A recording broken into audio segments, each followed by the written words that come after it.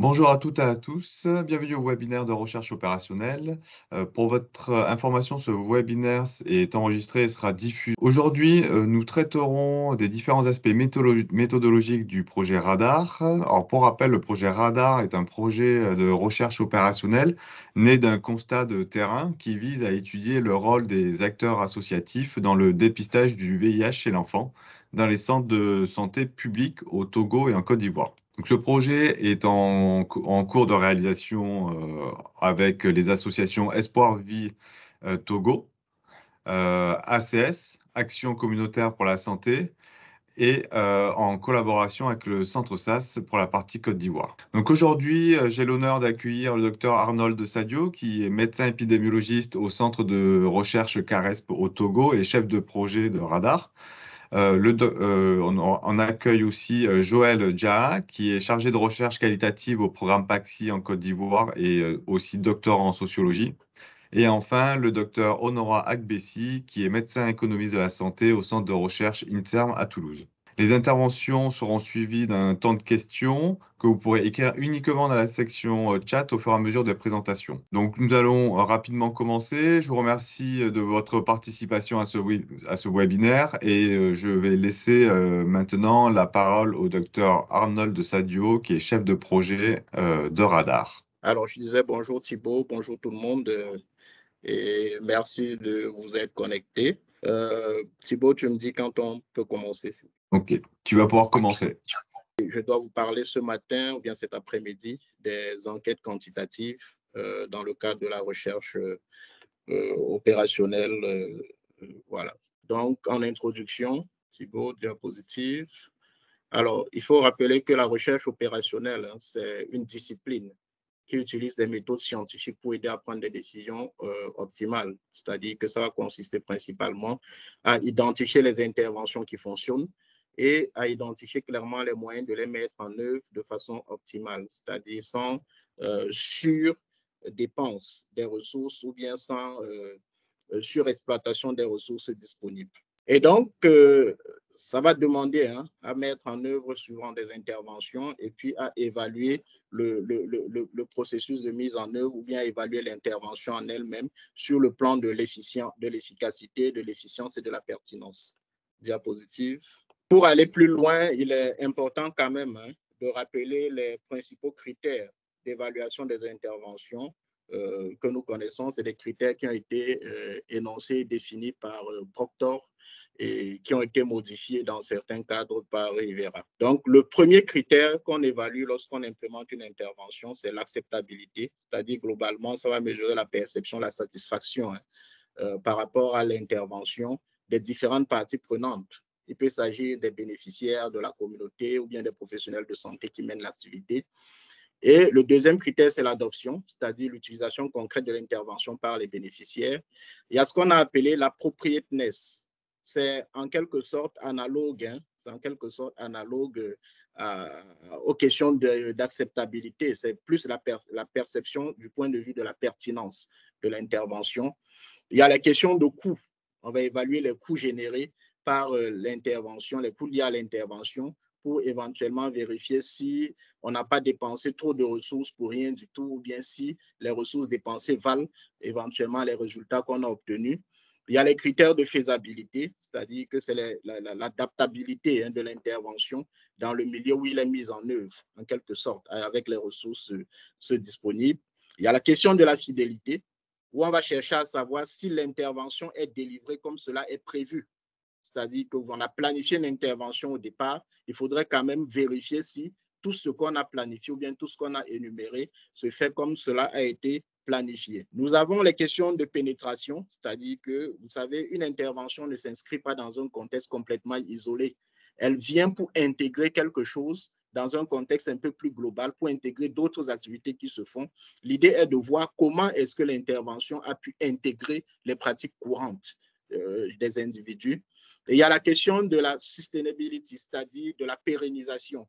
C'est-à-dire qu'une fois qu'on a terminé notre projet de mise en œuvre ou bien notre intervention, une fois qu'on a terminé la mise, c'est quoi la suite? Comment est-ce qu'on fait pour que les communautés ou bien les bénéficiaires puissent à long terme ressentir les effets bénéfiques de cette intervention. La diapositive.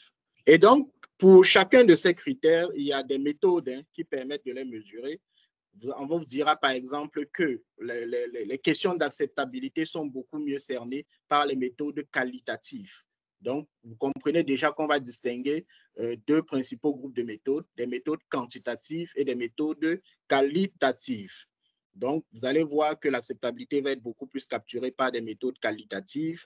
Les questions d'adoption vont être beaucoup plus capturées par des méthodes quantitatives. Et les questions de coût, pour les questions de coût, on fera ce qu'on appelle des évaluations médico-économiques, diapositives. Et par exemple, pour une question de fidélité, vous allez voir que c'est surtout des méthodes qualitatives qui marchent.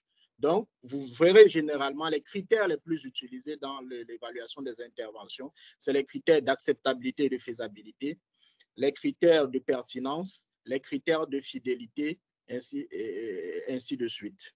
Diapositive. Et donc, nous en arrivons donc aux méthodes quantitatives, que ici, j'ai préféré parler directement d'enquête quantitative, parce que les méthodes quantitatives, elles sont de plusieurs ordres. Il n'y a pas que les enquêtes quantitatives qui constituent des méthodes qualitatives.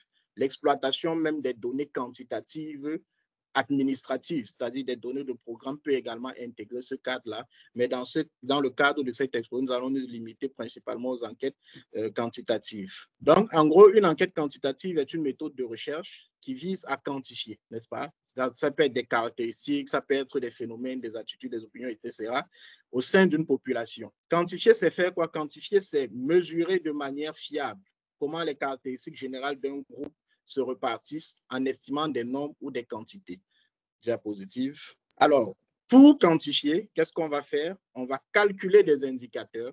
Ces indicateurs peuvent généralement être des moyennes ou des médianes, des effectifs ou des proportions, ce que certains appellent encore pourcentage, des taux, des ratios, ainsi de suite. Et il faut noter que dans le cadre de ce type d'enquête, on utilisera beaucoup plus des questionnaires qui ont des réponses fermées ou semi-ouvertes. Les questionnaires à réponses fermées, c'est des questionnaires où on vous limite dans les choix de réponses d'emblée. C'est-à-dire qu'on va vous demander, par exemple, vous aurez par exemple une question, on va vous demander, je ne sais pas moi, est-ce que vous êtes niveau d'études, par exemple? On va vous dire non scolarisé, primaire, secondaire, supérieur. Point. Vous n'avez que ces choix-là, donc c'est des questions à réponse fermée ou des questions à réponse semi-ouvertes, où en plus des choix qu'on a proposés, on va vous mettre un petit onglet où on vous dit autre à préciser. Et donc, cela va permettre de collecter des variables qui sont soit continues, soit discrètes, soit binaires, soit nominales ou ordinales. Alors, globalement, il faut comprendre que le continu et le discret se rapportent véritablement à des chiffres. L'âge, par exemple, peut être classé dans cette catégorie. Quand on demande l'âge d'une personne et qu'on vous répond, par exemple, 30 ans sur un questionnaire, on met 30, c'est un chiffre. D'accord? Et vous allez pouvoir distinguer le continu du discret, parce que le continu, il faut utiliser nécessairement un outil pour le quantifier. Ça peut être le poids. Le poids, c'est une variable quantitative continue, parce que vous utilisez un objet, vous utilisez une balance pour quantifier le poids. Et le discret, c'est ce que vous pouvez dénombrer d'emblée. Je prends un exemple. Vous ne pouvez pas regarder quelqu'un avec les yeux et commencer à compter son poids 1, 2, 3. Il vous faut un instrument de mesure. Donc, ça, le poids est continu. Par contre, vous pouvez, le nombre d'enfants chez quelqu'un, vous pouvez le compter.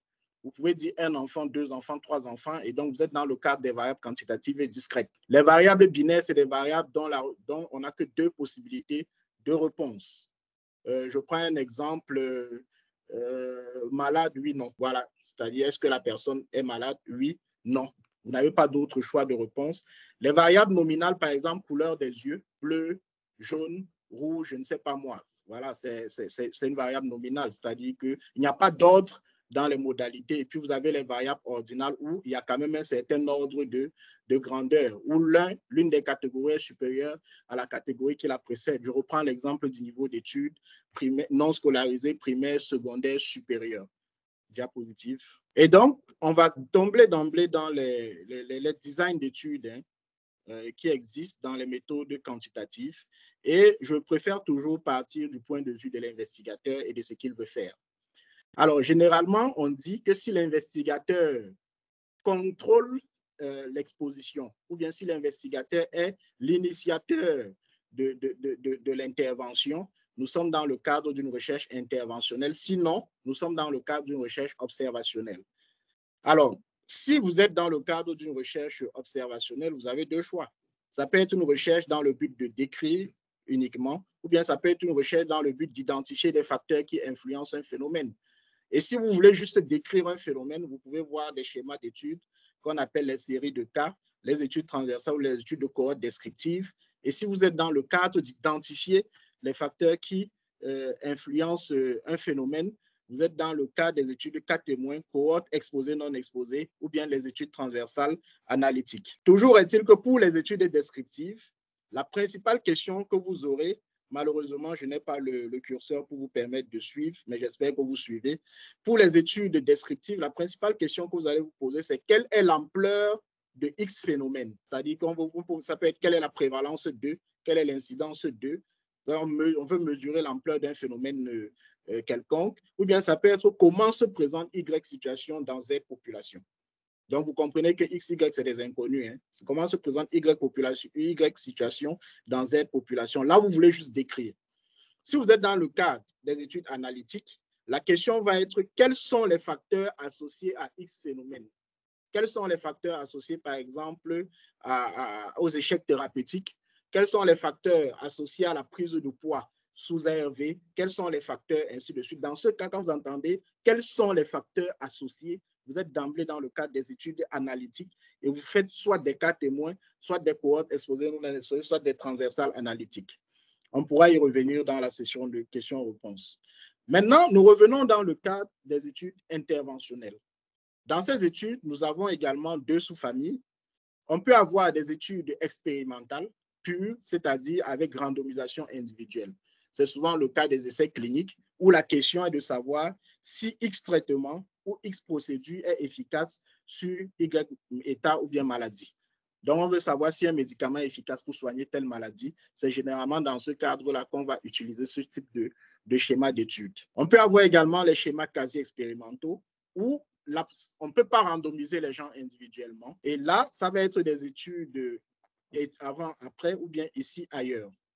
Et la question principale va être quel est l'impact de X intervention sur Y indicateur au sein de Z population, par exemple. Donc, vous pouvez remplacer les X et Y. Ça peut être quel est l'impact du sport qui constitue une intervention sur la prise de poids ou bien sur l'obésité au sein de la population des femmes au Togo, par exemple. Ça, c'est une question type des études quasi expérimentales. Et donc, vous comprenez que dans ce cas-là, c'est une intervention qu'on applique à un ensemble de populations et non à des individus spécifiquement. Donc, on ne peut pas randomiser les gens individuellement. Études avant-après, le nom va de soi. Ça veut dire qu'on a une situation avant l'intervention, on fait l'intervention et on mesure la situation après l'intervention pour voir si l'intervention a apporté quelque chose. Étude ici ailleurs, ça veut dire qu'on a une population ou bien un groupe auquel on applique l'intervention et on choisit un groupe comparatif qui lui ressemble, qui n'a pas bénéficié de l'intervention et qui se trouve ailleurs. Donc, ça fait ici ailleurs. Diapositive. Alors, dans le cadre du projet Radar, pour rappel, on s'était posé la question de savoir quel est l'impact que l'implication des associatifs communautaires ou bien l'utilisation d'un outil de ciblage peut avoir sur le rattrapage du dépistage du VIH pédiatrique. Vous comprenez que, voilà, si on pouvait avoir une session interactive, je vous aurais laissé répondre à cette question-là. Vous comprenez d'emblée que lorsqu'on parle déjà d'impact d'une intervention sur un indicateur au sein d'une population, on se retrouve dans le schéma des études interventionnelles. Quel type? Quasi expérimental. Et là, ce qu'on est en train de faire dans le cadre de Radar, c'est qu'on est en train de faire principalement du ici-ailleurs. Pourquoi? Parce que pendant que certains sites bénéficient de la présence des associatifs communautaires, il y a des sites qui sont laissés où on n'a pas d'associatif communautaire qui intervient. L'idée à la fin, n'est-ce pas, c'est de confronter, on est en train de faire du ici-ailleurs, l'idée à la fin, c'est de confronter les données des sites où les associatifs sont intervenus avec les données des sites où les associatifs ne sont pas intervenus. Je ne vais pas rentrer dans la complexité parce que si on va en profondeur, on verra même qu'à côté, on a également essayé de faire du avant-après, cumulativement ou ici-ailleurs qu'on est en train de faire. Mais c'est vraiment ce qu'on est en train de faire. On est en train de comparer une situation d'ici avec une situation d'ailleurs. Ici, on a les associatifs communautaires qui interviennent. Ailleurs, on n'a pas les associatifs communautaires et on compare les deux situations pour voir ce qui se passe. Et donc là, vous avez quand même quelques indicateurs quantitatifs que nous pouvons avoir dans Radar. Vous vous rappelez tout à l'heure quand j'ai dressé un peu une liste de quelques indicateurs qu'on peut avoir. Vous avez vu dedans qu'on peut avoir, par exemple, ça peut être des nombres, ça peut être des effectifs, ça peut être des proportions, ainsi de suite. Alors, on a comme indicateur, on a l'effectif des enfants de moins de 15 ans qui ont été vus en la consultation en période observationnelle. On a la proportion d'enfants de moins de 15 ans vus en consultation et à bénéficier de l'outil de screening. On a la proportion d'enfants éligibles après le screening, ainsi de suite. Donc, si vous regardez, en fait, ça construit une sorte de cascade qui se suit à la chaîne. On termine, on descend la cascade jusqu'à la proportion d'enfants infectés qui ont initié un traitement. On pourrait encore aller plus loin parce qu'on a un autre indicateur qui a la proportion d'enfants ayant initié un traitement et qui sont toujours suivis ou bien qui ont toujours suivi à 6 mois ou bien qui ont éliminé leur charge virale, une charge virale supprimée à 6 mois. Donc, c'est un peu les indicateurs quantitatifs qu'on a dans le cadre du projet Radar. Diapo. Alors, pour conclure, je vais dire que c'est vrai que les enquêtes quantitatives nous aident beaucoup parce que ça permet d'obtenir des données standardisées, mesurables, qu'on peut facilement analyser par des méthodes statistiques. Les résultats sont généralisables à des populations plus élargies, ça c'est plus simple, mais ces enquêtes-là sont moins efficaces lorsqu'il s'agit de mesurer la subjectivité. Mesurer la subjectivité, c'est quoi? Je prends un exemple.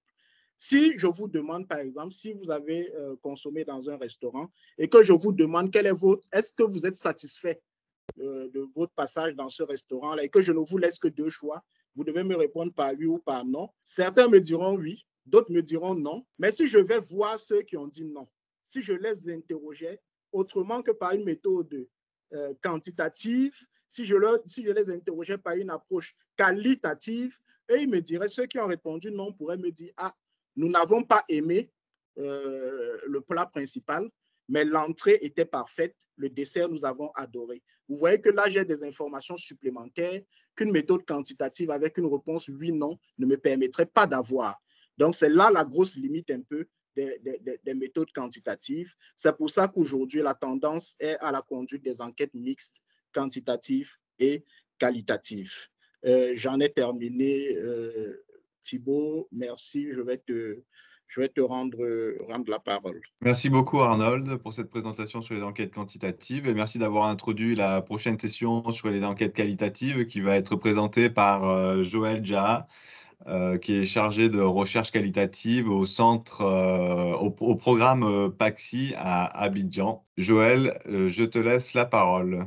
Okay. Bonjour à tous et à toutes. Thibault, merci. Je laisse Arnold, merci également mettre ta d'avoir. caméra si c'est possible, s'il te plaît. Ok, ça marche. Ok, super, ça marche. Donc, je vous remercie pour l'introduction à la phase qualitative. Comme Thibault m'a introduit, je suis Joël Fabrice Jaha, chargé de recherche qualitative au programme PAXI et doctorant en sociologie à l'Université Fesco-Boigny. Alors, aujourd'hui, je vais vous présenter le projet Radar, mais sous une forme d'approche par les sciences sociales. Alors, sensiblement, on aura ce plan de présentation, une introduction, se poser la question de savoir ce que pourra apporter la recherche qualitative. Et concrètement, dans le projet Radar, la recherche qualitative consiste à quoi? Et en 4e point, on abordera de la recherche qualitative dans Radar avec le support des associatifs, puis on parviendra à une conclusion. OK, merci bien. Donc, en introduction, ce que je voudrais dire, c'est que les projets de recherche sont conduits conjointement avec les assos, mais le constat qu'on fait, c'est que ces assos n'ont pas toujours des informations sur l'implication des différentes disciplines dans la mise en œuvre des projets de recherche. Et spécifiquement, dans notre expérience de sociologue en sciences sociales, il y a peu, sinon pas de connaissances des assos du personnel associatif sur la recherche qualitative et ses disciplines associées. Donc, ici, on aimerait présenter l'approche qualitative d'un radar et mettre en avant le recours aux assos dans la mise en œuvre de la composante qualitative du radar. On aimerait bien ici présenter un peu le tableau qu'il y a entre recherche quanti et recherche quali. Tout à l'heure, Arnold a eu à présenter des aspects de la recherche quantitative, mais pour ce qui est de la recherche qualitative, on pourrait dire comme cela qu'elle se définit comme une méthode de recherche scientifique qui vise à comprendre des phénomènes par moments complexes en tenant compte du contexte dans lequel ces phénomènes ont lieu et se tiennent, aussi en examinant les croyances, les attitudes et les comportements. Alors, inversement à la recherche quantitative, la recherche quali ici aura plus un objectif de diversité avec ici une saturation de données. Et vous verrez qu'on cherchera beaucoup plus à comprendre, à expliquer les phénomènes sociaux qui soient l'éducation politique qui est dite beaucoup plus inductive, même si on se pose la question de savoir si la recherche qualitative est nécessairement inductive. Et vous aurez remarqué comme cela qu'on travaille sur un échantillon de peu. Et donc, très souvent, ça porte à confusion. Sinon, on se pose des questions de savoir qu'est-ce qu'on pourrait faire avec un échantillon qui est tout petit, un nombre petit de personnes à enquêter.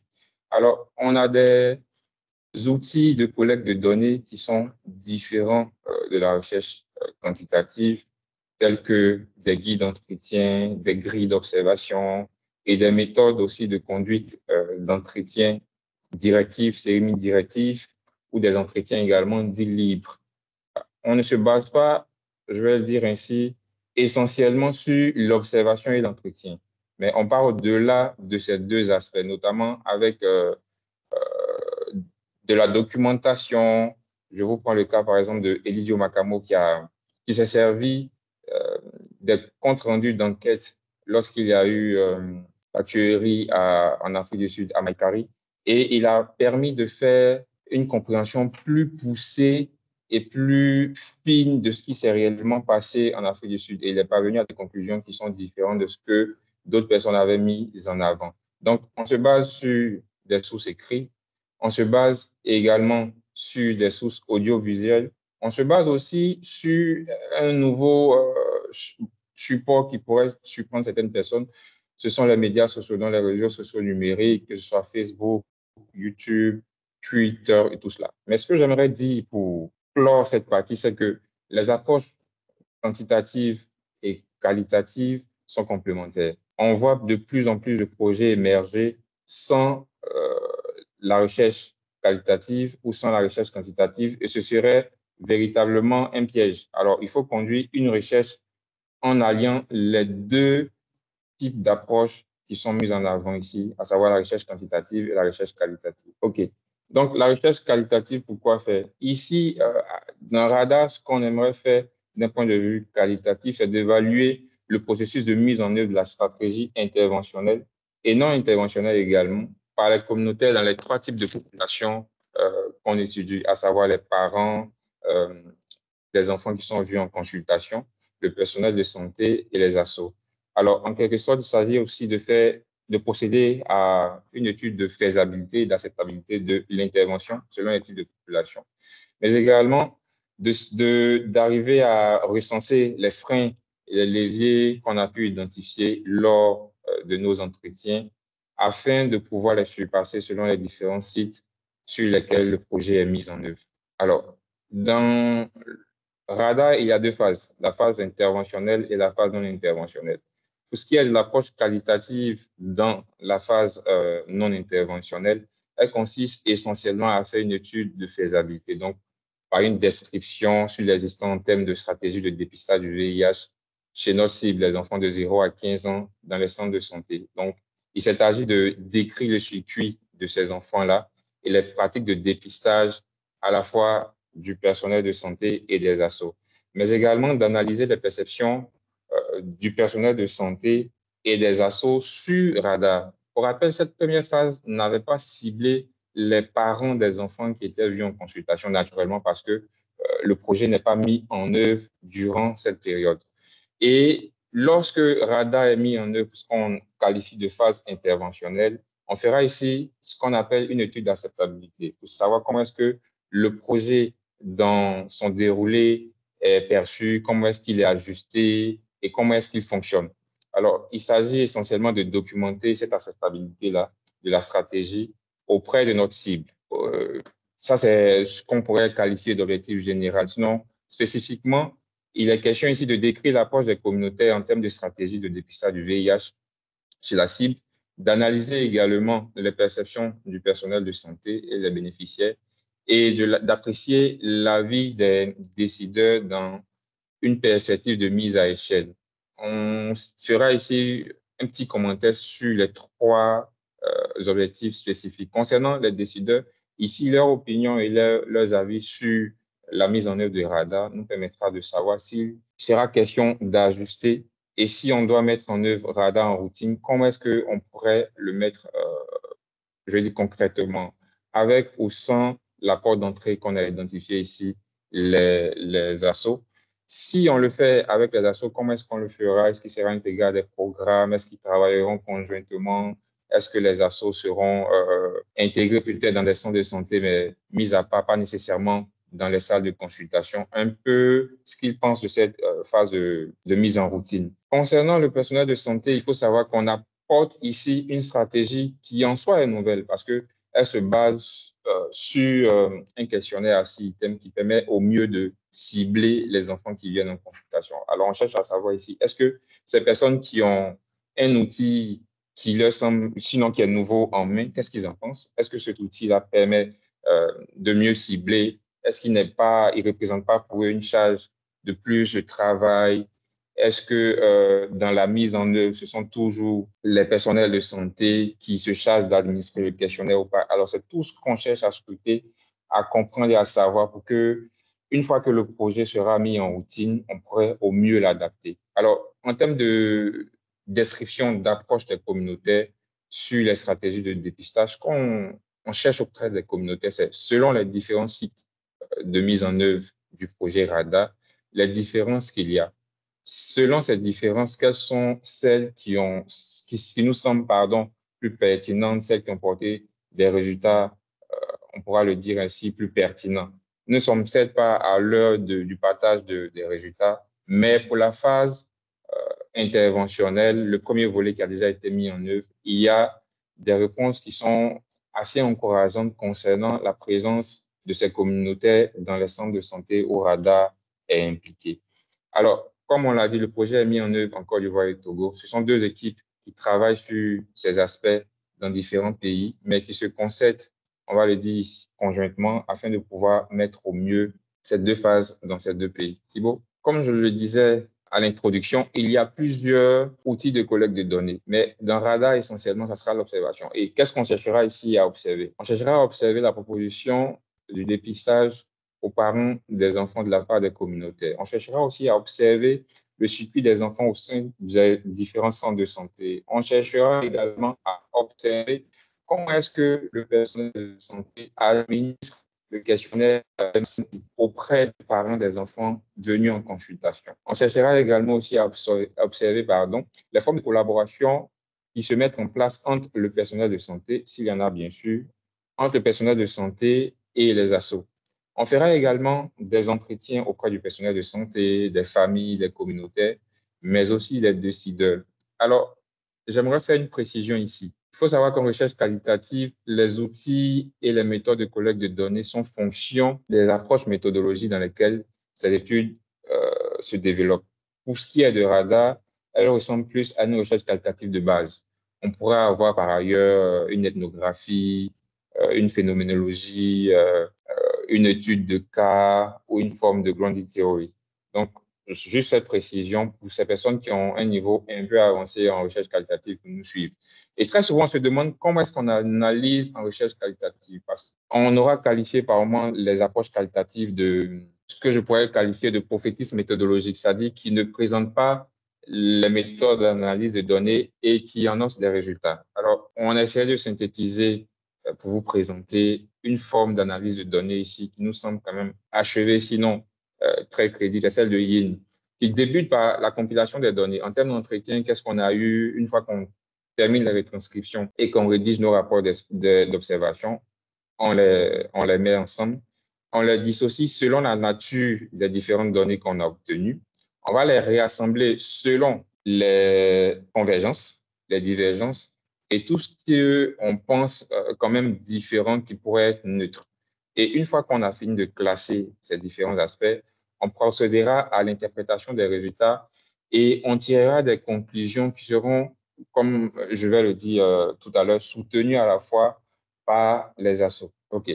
Alors, la recherche qualitative dans RADA bénéficie également du support des assos. Pourquoi? Parce que les assos ont une expertise qui n'est pas négligeable dans la prise en charge du VIH pédiatrique, mais également elles ont une évolution de cette prise en charge, notamment avec certaines personnes qui m'ont accordé des interviews, qui m'ont retracé l'historique et qui ont fait un parallèle avec l'intervention de RADA en donnant de la pertinence à cette intervention-là. Mais également parce qu'elles appartiennent à des réseaux, plutôt, désolé pour cette coquille, des réseaux qui ici sont favorables au plaidoyer et à la valorisation des résultats. Parce que, comme on le dit, on produit des résultats, sinon on coproduit des résultats avec les différents acteurs impliqués dans la recherche, mais il va falloir soutenir ces résultats-là et les rendre publics. Donc, les assos nous seront très utiles à ce niveau. Également parce qu'une forme d'interface principale du projet, lorsqu'on fait le lien ici avec l'hypothèse de l'étude qui est le recours à leur expertise qui permettra ici d'intégrer, d'adhérer plus de parents et leurs enfants au dépistage et de pouvoir les retenir dans les soins. Mais comment est-ce que ce support-là peut être mis en place?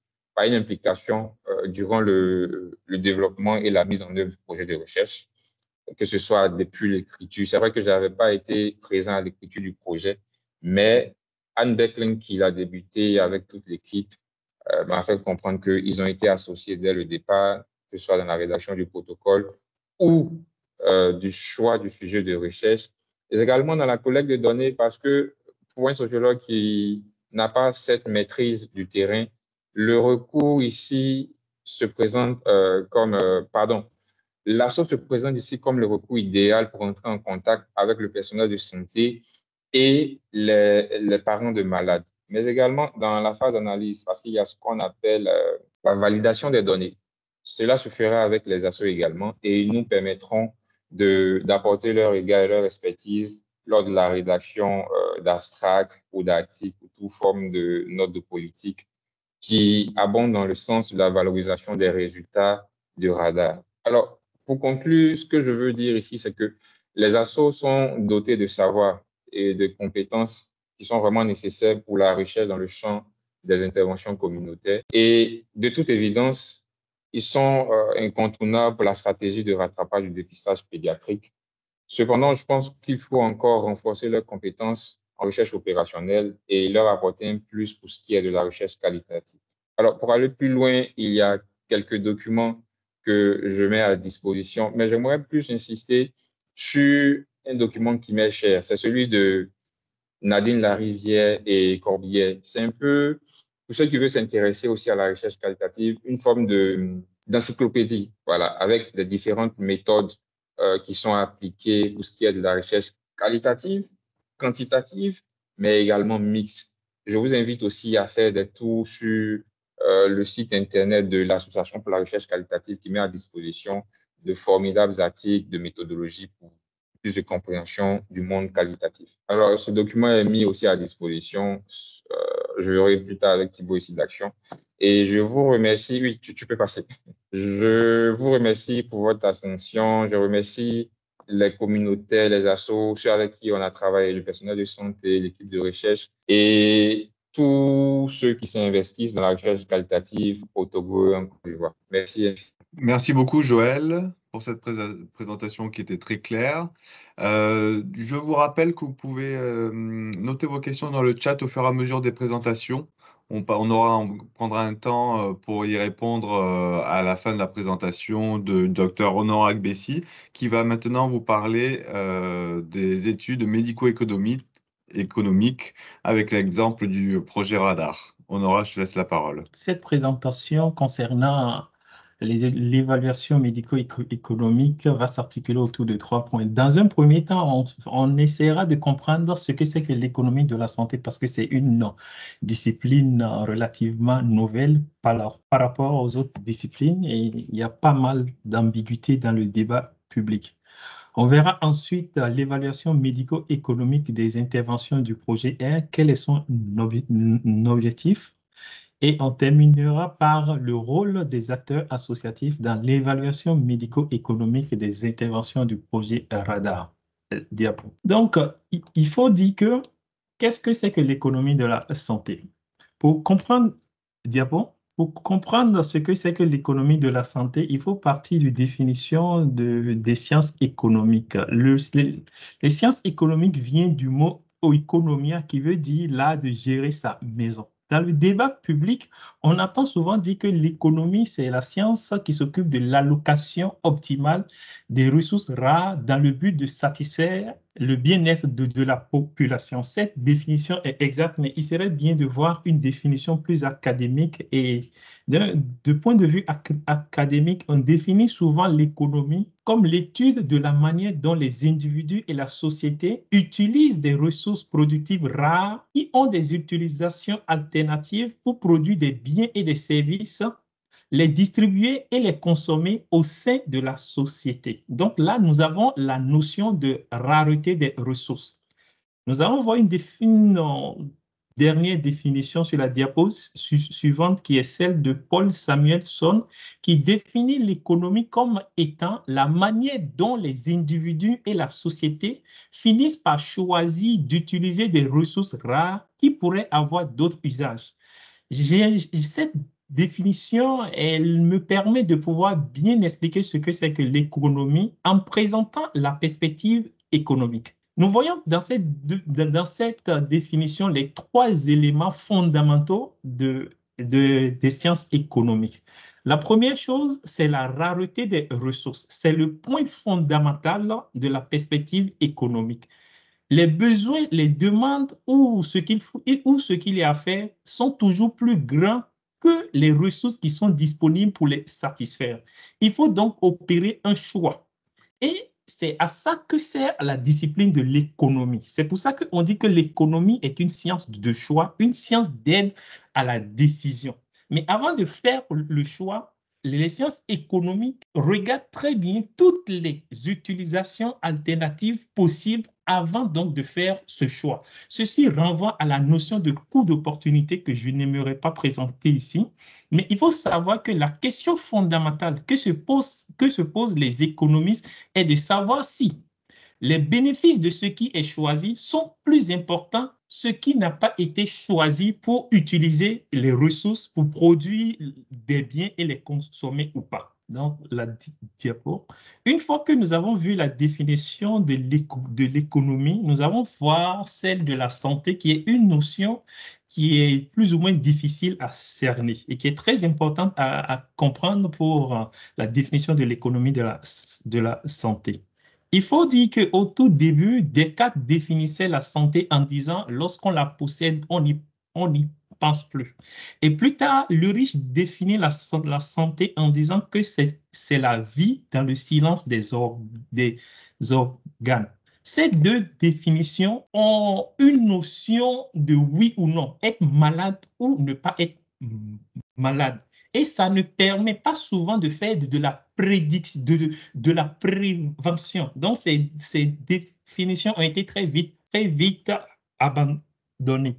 Et nous voyons en troisième position la définition de l'économie de la santé qui dit que la santé est un état de complet bien-être physique, mental et social et ne constitue pas seulement en une absence de maladie ou d'infirmité. Bien que cette définition est le plus souvent très utilisée pour son caractère global, on voit que cette définition pose de nombreux problèmes, juste parce qu'on a utilisé le mot bien-être. Et ce mot, il est très subjectif. Et dans cette définition de l'OMS, on parle de bien-être complet, physique, mental et social. Cette définition n'est pas souvent utilisée dans le domaine de la santé publique. Nous allons voir une dernière définition qui est plus utilisée, qui a été donnée par René Dubois un peu plus tard, qui dit que la santé est un état physique, mental relativement exempt de gêne et de souffrance qui permet à l'individu de fonctionner aussi efficacement et aussi longtemps que possible dans le milieu où le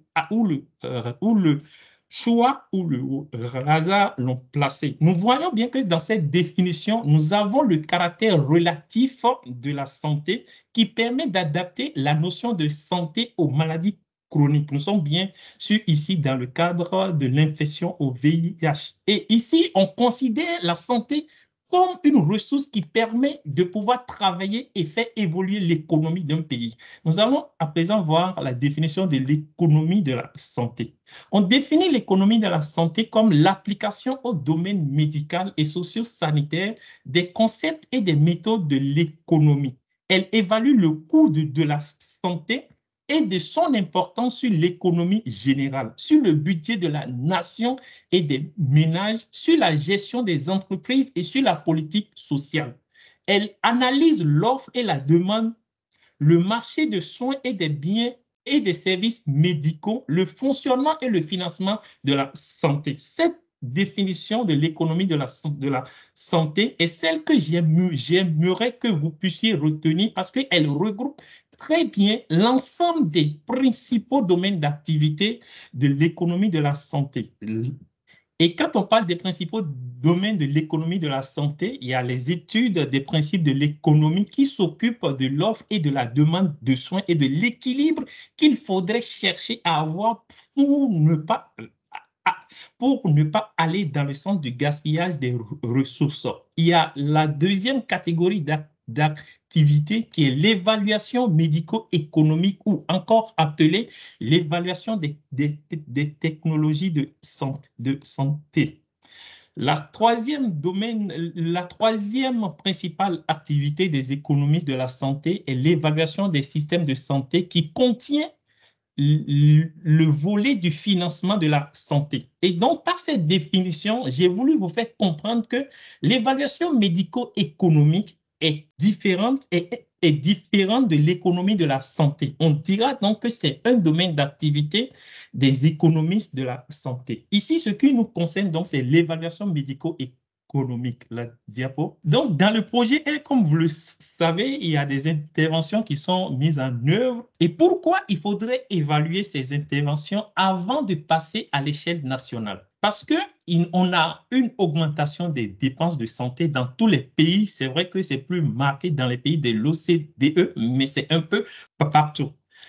On a constaté que 20 à 40% des ressources utilisées dans le domaine de la santé sont gaspillées. Et ça, c'est une donnée de l'OMS de 2010. Et ces ressources sont gaspillées le plus souvent à cause des financements des interventions coûteuses avec peu d'effets et aussi parce qu'il y a un déséquilibre entre le niveau des soins et les types des soins.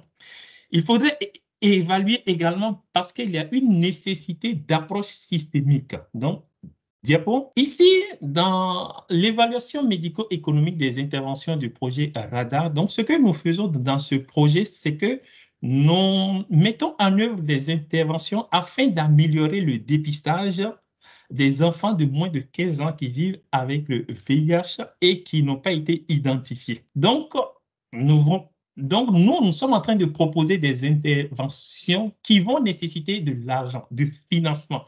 Et je ne vais pas faire la bêtise de parler des difficultés de financement des programmes de lutte contre le VIH, car je me dis que c'est un sujet que vous connaissez très bien.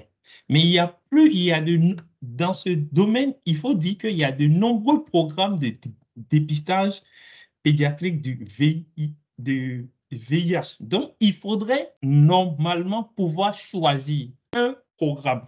Et quel programme devait-on privilégier d'un point de vue efficacité et d'un point de vue économique? Donc, il faudrait donc réaliser une évaluation médico-économique pour répondre à cette question. Donc, dans ce projet, nous avons pour objectif d'évaluer l'efficience des interventions de dépistage du VIH des enfants de moins de 15 ans mises en œuvre dans les centres de santé au Togo et en Côte d'Ivoire dans le projet R. Donc, quand on parle des évaluations médico-économiques, il y a un point que je voudrais signaler avant de passer à la session suivante. Il s'agit de parler de la perspective. La perspective, c'est le point de vue de notre évaluation. C'est un point qui est confondu le plus souvent. Quand on parle de la perspective, c'est si on veut évaluer le coût d'une intervention, c'est selon la personne qui paye pour l'intervention ou selon la personne qui réalise l'intervention. Donc ici, nous sommes en train de réaliser cette évaluation selon la perspective du financeur. Donc ça, c'est pas du tout selon la perspective des ménages. En dernière partie, j'aimerais parler des rôles des acteurs associatifs dans l'évaluation médico-économique des interventions du projet Radar. Ici, je voudrais vous dire que, étant donné qu'il s'agit de l'argent du contribuable qui va servir à financer ces évaluations, il faudrait que ça soit bien fait, bien réalisé. Donc, le premier rôle des acteurs associatifs est de s'assurer de la fiabilité des données de coûts utilisées dans l'évaluation médico-économique du projet Radar. Donc, il faudrait pouvoir nous donner des données de coûts, des frais administratifs assez fiables pour que la répétition, pour que la mise à l'échelle nationale ne soit pas un échec. Il faudrait pouvoir différencier le salaire brut de la motivation. Parce qu'il arrive que lorsqu'on met en place des projets, on motive des ressources pour travailler et lorsqu'il s'agit de passer à l'échelle, si on prend en compte ces salaires qui sont des motivations qui ont été...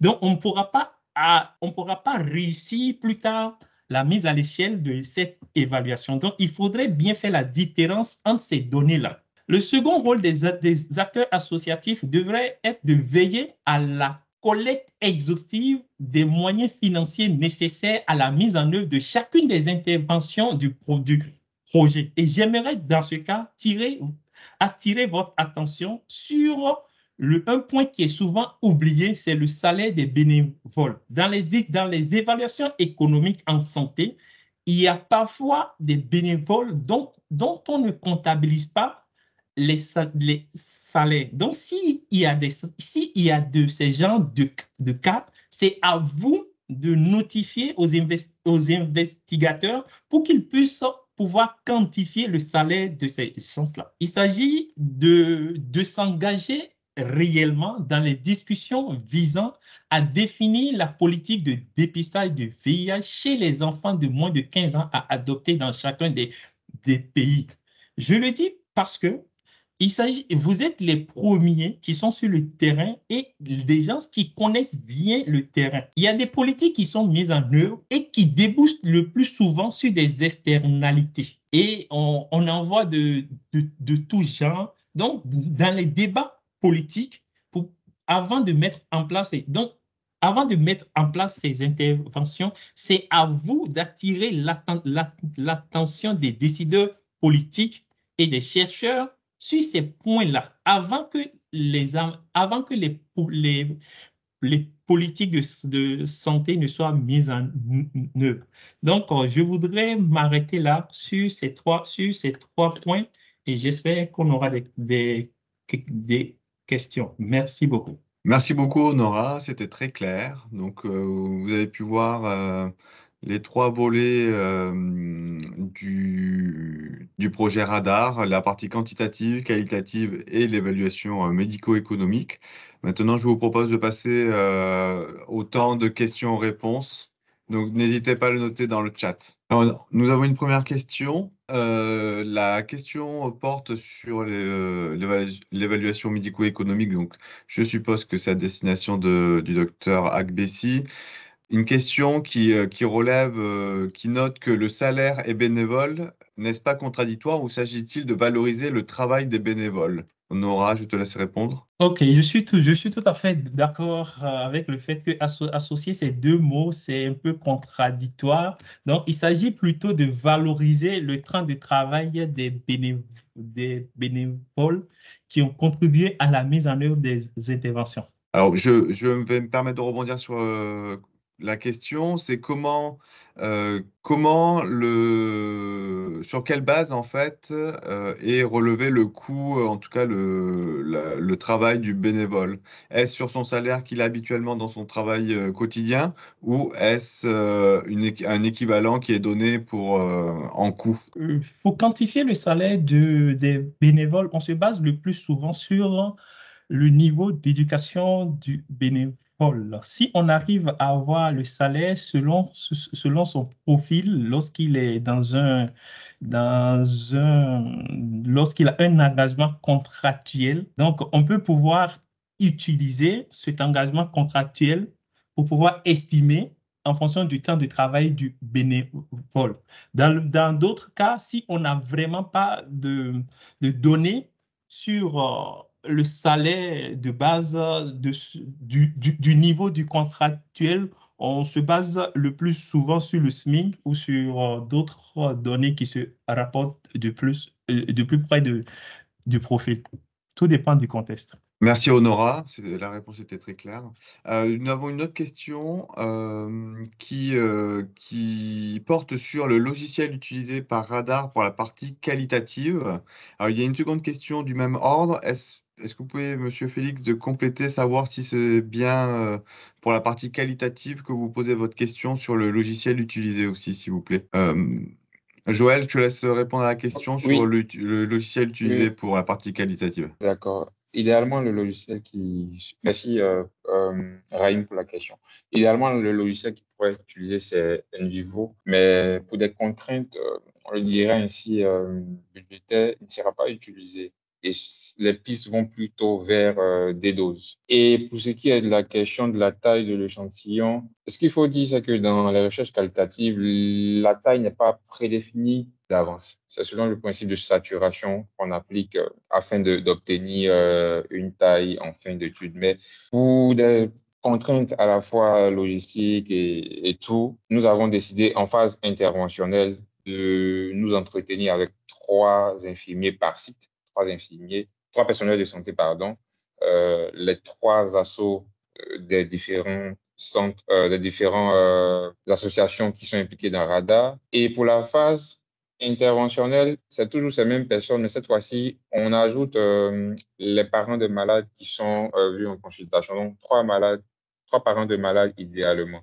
Mais ce qu'il faut dire, c'est que ces chiffres ont été pour la plupart dépassés parce que pour le cas de Boaké comme ça en phase non interventionnelle, il a été judicieux de s'entretenir à la fois avec le personnel de santé, mais également des communautaires qui sont dans le centre de santé et qui procèdent aussi au dépistage.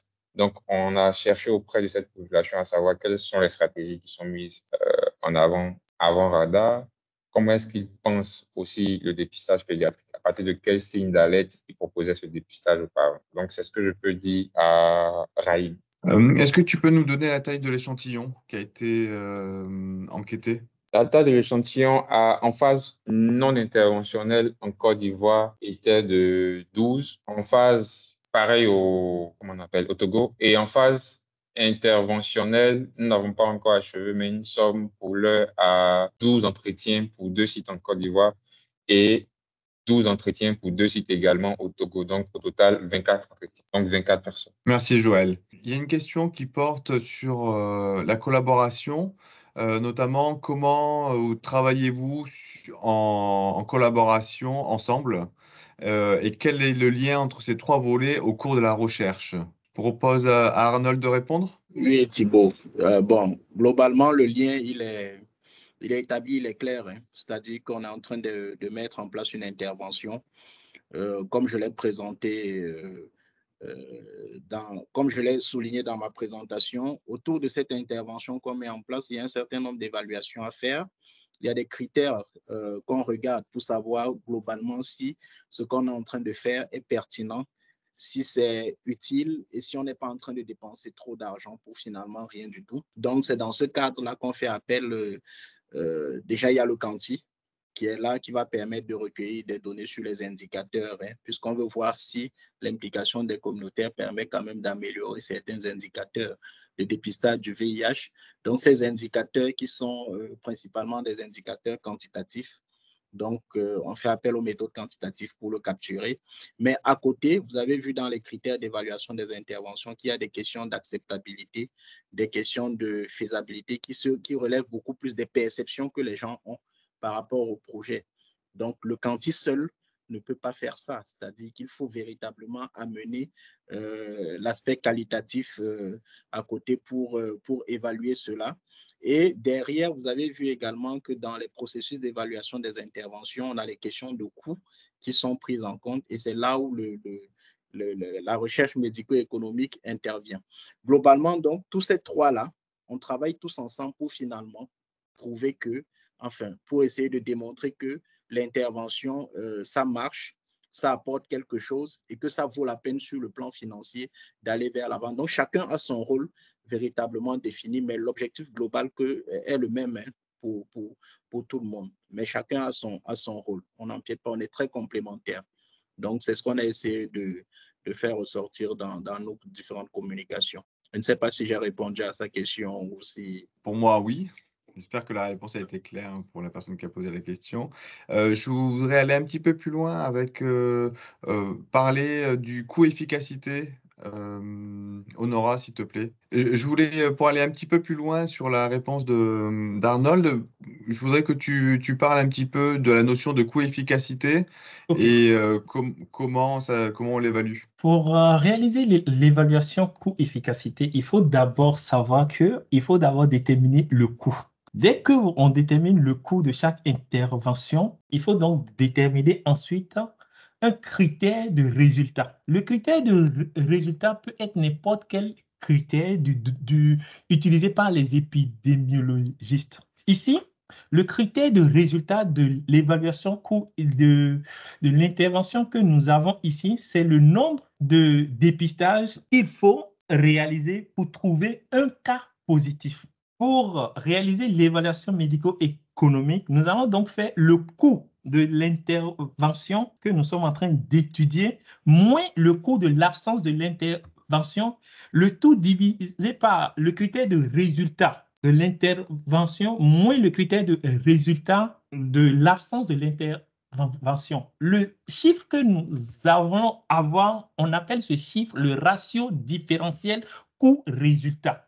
Et ce ratio différentiel coût-résultat peut être de 500 000 francs CFA ou 1 million, je n'en sais rien. Maintenant, on compare ce chiffre-là à un critère qui est déterminé dans chacun des pays. Et on dit qu'une intervention est efficiente lorsque le ratio différentiel coût-résultat que nous avons obtenu, il est inférieur à 3 fois le PIB. Là, on dit que l'intervention est coût-efficace. Et lorsqu'il est inférieur à 1 fois le PIB par tête du pays, on dit qu'il est très efficient.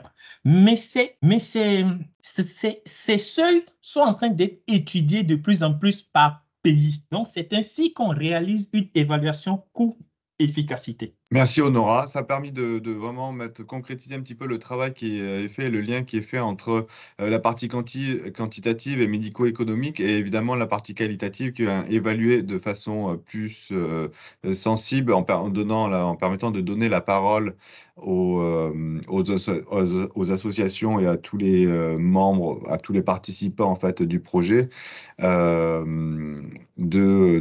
un petit peu étayé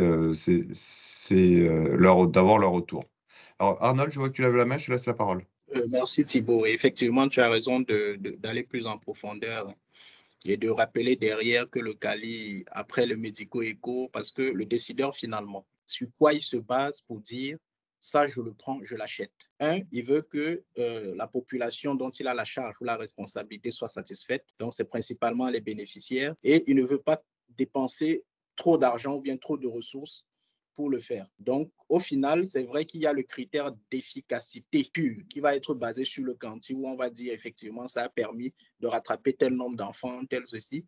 Mais la décision du politique va beaucoup plus se baser sur les aspects médico-éco et sur les aspects quali, tout en sachant que véritablement, même si on prouve que l'intervention marche et qu'on arrive à rattraper des enfants et tout, si les bénéficiaires eux-mêmes jugent sur le plan de l'acceptabilité ou bien de la perception vis-à-vis du projet, que ça ne leur a pas apporté grand-chose, aucun décideur n'ira plaider pour passer à l'échelle, théoriquement, c'est ça. Et si les coûts, si l'intervention n'est pas efficiente en termes de coûts, je vois mal les décideurs s'engager pour dire qu'on va aller vers ce sens-là parce que globalement, on a dit que sur le plan coût-efficacité, ce n'est pas bon.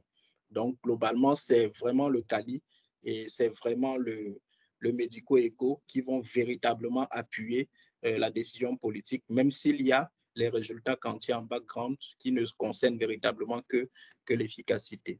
Merci, c'est ce que je voulais ajouter. Merci Arnold pour ce complément. La question suivante porte sur le choix en fait d'études, enfin en tout cas le choix du type d'études. Suzy pose la question de comment faire le choix des thématiques, sur quoi se base-t-on pour savoir si un thème est qualitatif ou quantitatif?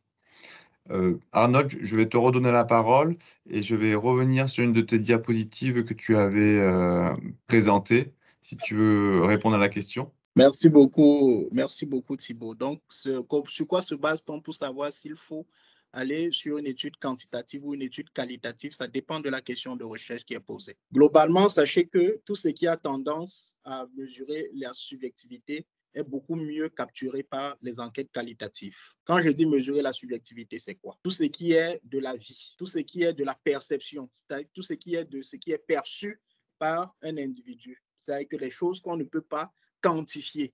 Je prends un exemple. Si je dis par exemple, quelle est l'ampleur, c'est projeté lorsque vous êtes dans le cadre des enquêtes observationnelles descriptives, lorsque vous avez une question sur quelle est l'ampleur du phénomène considéré, quelle est la prévalence du phénomène considéré, quelle est l'incidence du phénomène considéré, vous comprenez là d'emblée que vous avez affaire à mesurer des quantités. Dans tout ce qui est mis, vous avez affaire à mesurer des quantités.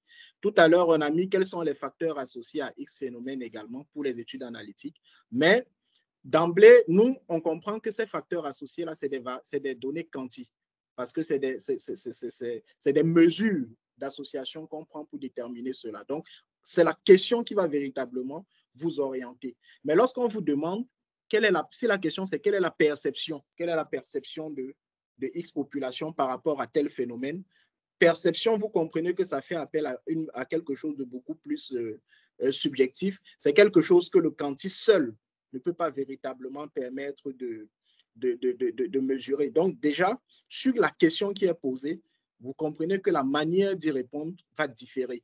La méthode pour y répondre va différer. Ça part de la question. Maintenant, je l'ai précisé, hein, c'est-à-dire que d'emblée, quand vous commencez à avoir affaire à des chiffres, à collecter des données chiffrées, nombre de ceci,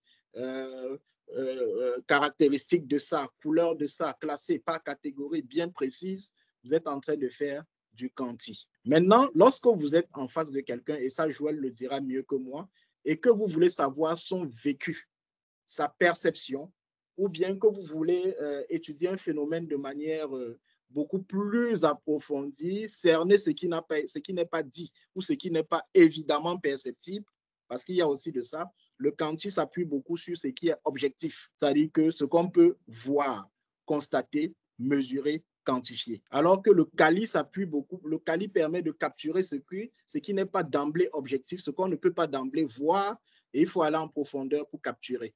Donc, je vous dis, c'est généralement des questions liées à la perception. Merci Thibaut pour vraiment ce tableau comparatif. C'est des données qui sont liées à la perception. Là, il faut utiliser le quali. Et j'ai pris l'exemple. Vous voulez, si aujourd'hui on vous demande, je veux mesurer par exemple votre satisfaction par rapport à ce webinaire que vous avez suivi. Moi, en tant que quanti, je peux venir vous dire, êtes-vous satisfait du webinaire? Oui. Vous avez deux choix de réponse, oui ou non. Ça, c'est les choix de réponse que vous avez en quanti. Êtes-vous satisfait du webinaire? Oui ou non? Vous allez me répondre, certains vont répondre oui, certains vont répondre non. Mais certains peuvent avoir répondu non, simplement parce qu'ils n'ont pas aimé la présentation sur les enquêtes quantitatives. Par contre, ils ont apprécié les deux autres enquêtes. Donc, avec le quali, puisque c'est une histoire de perception, avec le quali, on va vous permettre de mieux vous exprimer, de mieux aller en profondeur pour dire, par exemple, avez-vous aimé le webinaire? Non, mais j'ai quand même aimé la présentation qualitative sur les enquêtes quali et j'ai apprécié la présentation sur les enquêtes médico-économiques. Par contre, la présentation sur les enquêtes quanti, c'était n'importe quoi. Donc là, le quali va vraiment vous permettre de vous exprimer pour aller en profondeur des choses. Je ne sais pas si Joël veut compléter ou...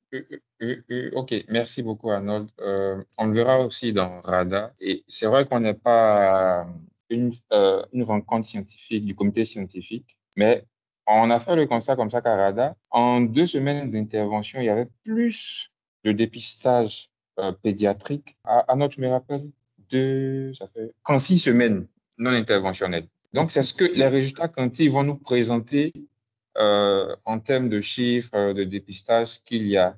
Et c'est vraiment, ça pose beaucoup de questions de savoir qu'en peu de temps, il y a plus de dépistage que lorsque le personnel de santé a tout le temps pour faire son dépistage à lui. Et c'est dans cette phase-là que l'aspect qualitatif ici viendra pour chercher à comprendre les motivations, les raisons sous-jacentes, ce qui n'a pas été mis en avant par les données qui ont été collectées en termes de dépistage.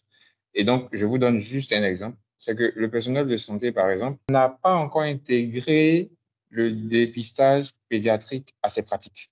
Et donc, lorsqu'il s'aperçoit de la présence des communautaires, des assos, alors hop, automatiquement, il se rappelle que tiens, ils sont là, il faut maintenant faire le dépistage. Mais pourquoi ils ne le font qu'en présence de ces assos? Parce qu'il y a aussi ces assos qui les viennent en aide dans leurs tâches, en dépistant, en administrant le questionnaire, mais aussi parce qu'ils ont ce que, comment il s'appelle? Honora le disait, ils ont également une forme de motivation qui ne dit pas son nom, qui les amène également à faire cela. Donc, il y a plusieurs raisons sous-jacentes ici qui ne sont pas d'emblée perceptibles par les données quantitatives que la phase qualitative viendra mettre en avant.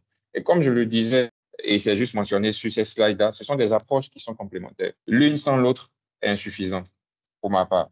Voilà. Et je conclue pour dire ici que dans la recherche qualitative, l'unité d'analyse, c'est le sens. On met un point d'honneur sur le sens qui est porté par les actions des différentes personnes qui sont intégrées au projet RADA. Donc, en se référant à ce sens-là, on arrive facilement à mettre en avant des résultats que d'autres approches méthodologiques n'ont pas nécessairement cette capacité-là de mettre en avant. Tout comme ce que la recherche qualitative n'arrive pas. Merci beaucoup, Joël, pour ce complément d'information. Merci. Alors, je vous propose qu'on prenne une dernière question, puisqu'on a déjà dépassé un petit peu le temps, mais ça va être une bonne conclusion. On va dire un petit mot sur l'efficience de l'intervention du projet Radar, du début du début de sa réalisation à aujourd'hui.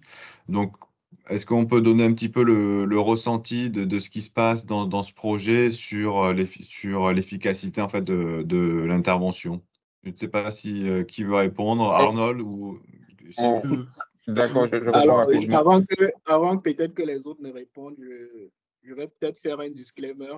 Peut-être ne pas trop s'avancer pour le moment sur l'efficacité, parce que les analyses, les premières données sont toujours en cours d'exploitation, en cours d'analyse. Mais on peut s'exprimer un peu sur le constat, sans pourtant que ce soit une affirmation avec certitude de ce qui se passe. Donc, sous réserve de ce que vraiment les analyses vont montrer. Peut-être Joël, comme Joël a déjà envoyé un résumé pour le congrès, Joël peut s'exprimer sur ce que lui il a observé dans le draft qu'il a soumis au congrès. Donc, ça veut dire que ceux qui sont là ont l'exclusivité sur éventuellement ce qui sera présenté à Munich. Alors, en 2 mots. Alors, en 2 mots, ce que je veux dire, c'est quoi? C'est que en relation de radar, il y a des pratiques de dépistage qui sont mises en œuvre, notamment à partir des signes d'alerte visuels.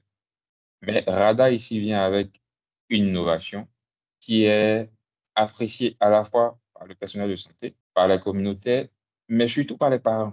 Alors, je ne vais pas détailler l'appréciation des parents, mais je vais plutôt détailler l'acceptation, sinon l'avis du personnel de santé. Il le dit clairement, c'est pas dans une attitude à proposer ce test de manière systématique. Si vous prenez un professionnel de santé sur 1 an avant la mise en œuvre de radar, à quelle fréquence il proposait le dépistage? Entre 1 et 2 pour un enfant. Mais avec radar, il y a un changement et il y a une appréciation qui donne, je peux le dire ainsi, une certaine motivation à une continuité de l'intervention. Et vous pourrez le constater plus tard avec la capacité à dépister les enfants en phase interventionnelle et non interventionnelle. Merci beaucoup, Joël.